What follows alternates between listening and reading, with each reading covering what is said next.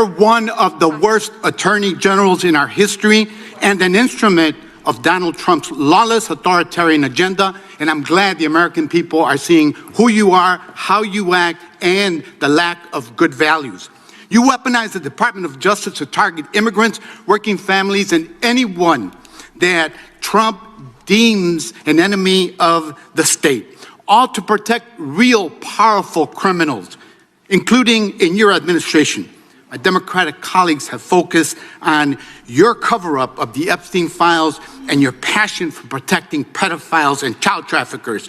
That alone is grounds for impeachment. But there's so much more to your corrupt tenure as Attorney General. You directed prosecutors to investigate elected officials in welcoming jurisdictions, and you got thrown out of court when you sued Chicago, Cook County, and Illinois. You directed prosecutors to prioritize low-level immigration cases while gutting enforcement against corporate criminals and public corruption. You revived draconian law of 1798, which should be repealed to illegally send people to a torture prison in El Salvador. You fired over 100 immigration judges, including the assistant chief immigration judge in Chicago, without cause, and installed unqualified military judges whom you instructed to deny asylum in violation of the law. You prosecute the president's enemies like Jim Comey and Tish James while giving impunity to federal agents who are murdering and brutalizing and terrorizing constituents, including in Chicagoland, in my neighborhood. I saw it last year firsthand.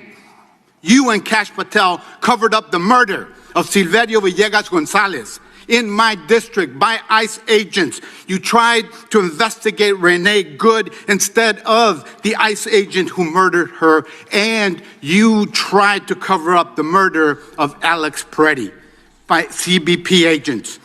You bring fake charges against protesters like the Broadview Six and Marimar Martinez, whom your administration labeled a domestic terrorist. This is the Montessori teacher who lives in my district, while protecting thugs who terrorize us and DHS authority. That's what you do. Protect and enable the criminals who are plundering our society and destroying what's left of democracy and the rule of law. Epstein accomplices, mass DHS thugs, corporate criminals, Tom Homan, Eric Adams, insurrectionists, the list goes on. And you talk about fighting crime, but you protect any criminal who helps you and Trump turn our country into an authoritarian gangster state. And after all this, nobody supports you. I'm not talking about Democrats. I'm talking about conservative judges who are condemning the rampant lawlessness at DOJ under your leadership. Your prosecutors are quitting in droves over being forced to prosecute low-level immigration cases, including in Chicagoland.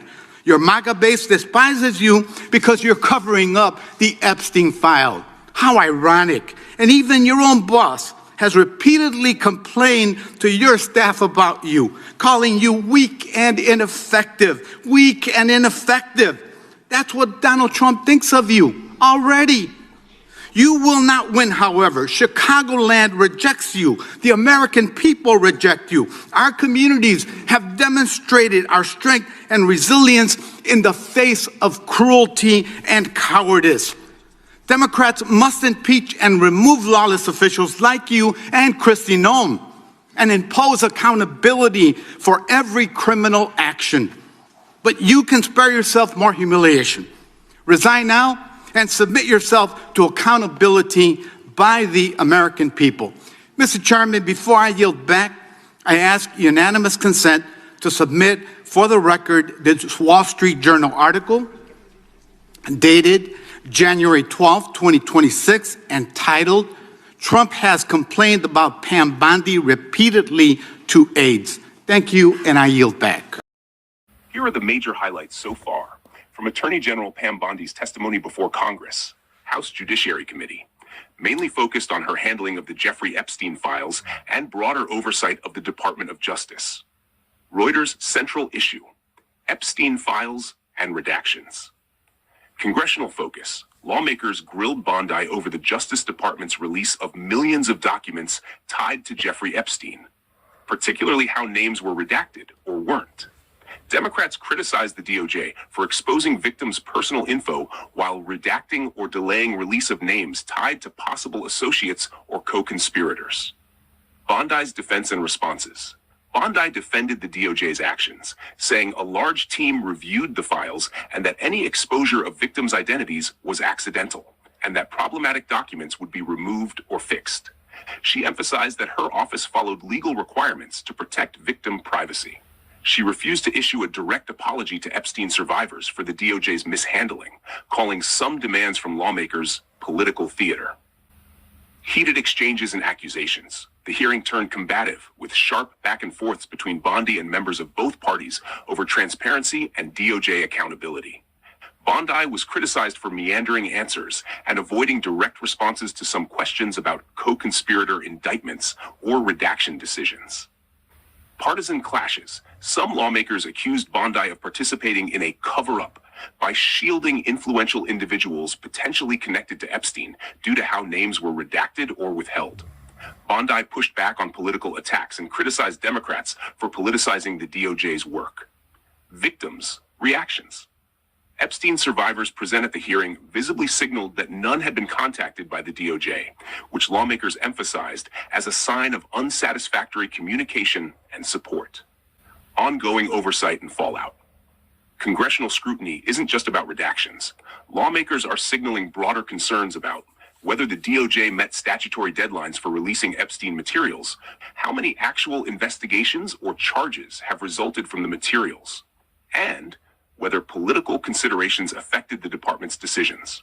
Democrats and some Republicans grilled Bondi about how the Department of Justice released millions of Jeffrey Epstein-related documents, including allegations that victims' sensitive information, including names and photos, was improperly exposed while names of powerful associates were excessively redacted or withheld.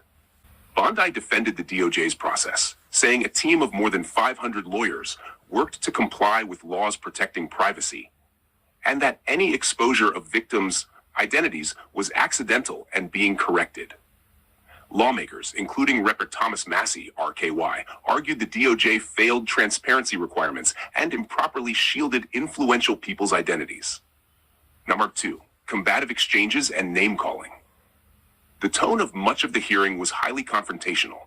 Bondi repeatedly clashed with lawmakers, especially Democrats, over accountability.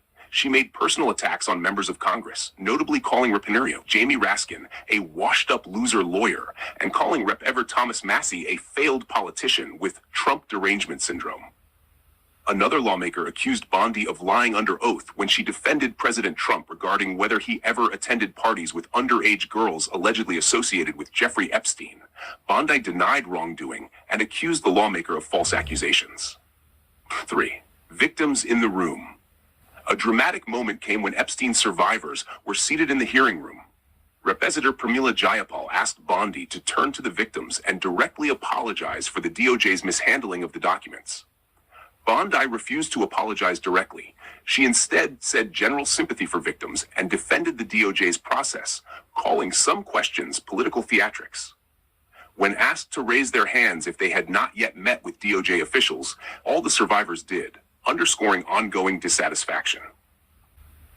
In the hearing, Bondi declined or avoided answering many direct questions posed by committee members.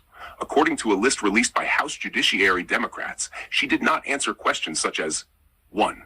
How many Epstein co-conspirators have been indicted? She didn't provide a number.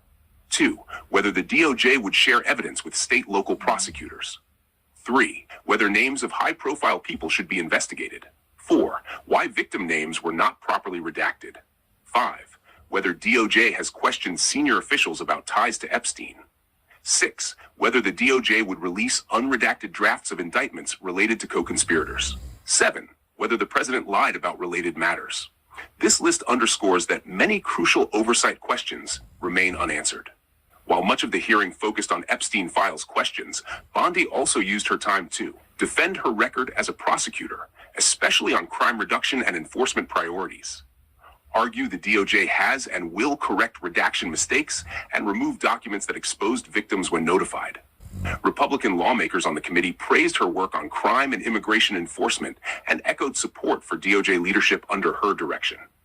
The hearing clearly exposed deep partisan divisions. Democrats emphasized transparency, victim protection, and accountability. Republicans highlighted crime reduction, conservative judicial priorities, and broader DOJ policy wins. A possible subpoena threat for additional documents or testimony is now being discussed by some Democrats, signaling that the oversight may intensify.